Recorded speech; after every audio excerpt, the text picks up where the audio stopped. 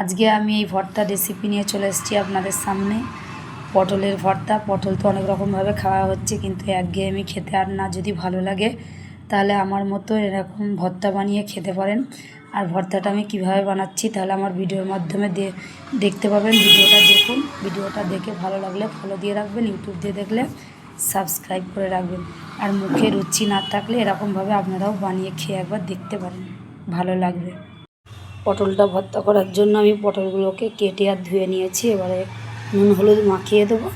তার জন্য প্রথমে হলুদটাকে দিয়ে দিচ্ছি আর দিয়ে দেবো নুন।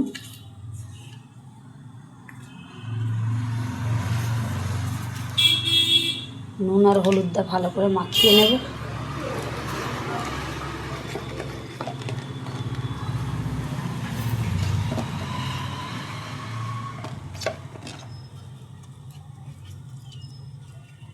হাত দিয়ে সব নুন হলুদগুলো একচোটে মাখাচ্ছি আমি এক এক করে।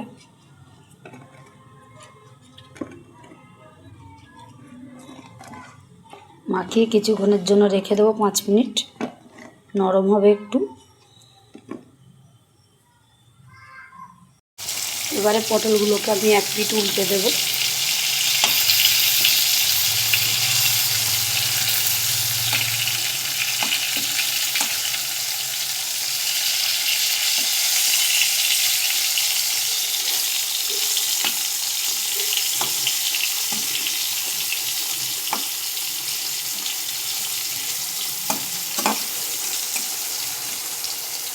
দিয়ে চাপা দিয়ে দেবো।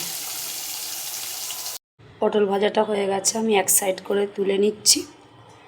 পটলগুলো সব তুলে নেবো এক এক করে। পটলটাকে আমি তুলে নিয়েছি। এবার ওই তেলেতেই আমি দিয়ে দেবো কয়েক কোয়া রসুন। রসুনটাকে হালকা করে লাল করব। গ্যাসটাকে আমি কম করে রেখেছি।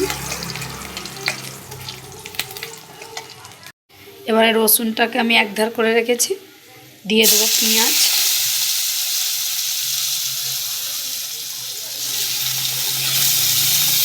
পেঁয়াজ আর রসুন লাল করে নিচ্ছি। আর ওই তেলেতে দিয়ে দেবো 2টো শুকনো লঙ্কা। লঙ্কা পেঁয়াজ একটু ভাজবো। লঙ্কাটাকে আমি সাইড করে তেলে ভাজবো।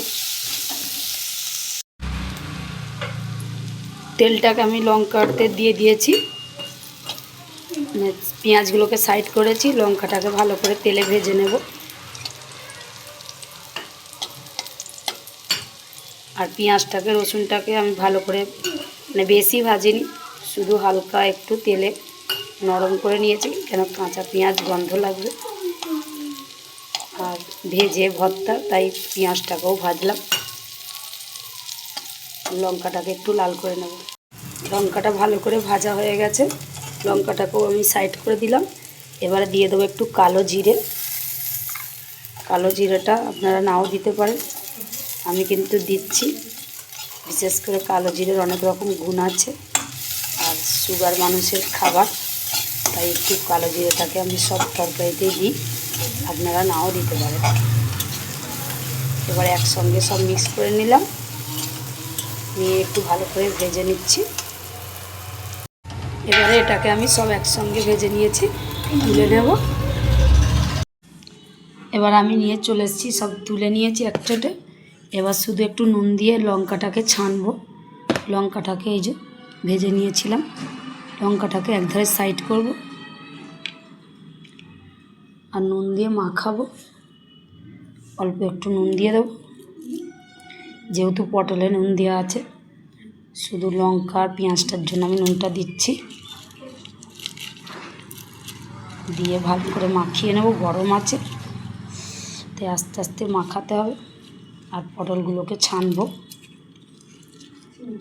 পটলগুলোও আমি একটু কাঁচা রেখেছিলাম,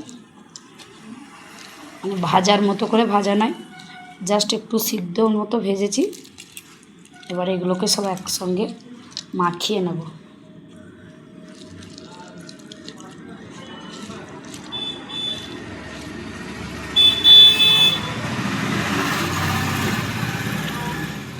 মানে এটা রুটি, ভাত, সবের সাথেই খাওয়া যাবে। পটল তো রান্না অনেক রকমভাবেই হচ্ছে, যখন একঘেয়েমি হয়ে যায় এরকম ভর্তা করে খেলে ভালো লাগবে।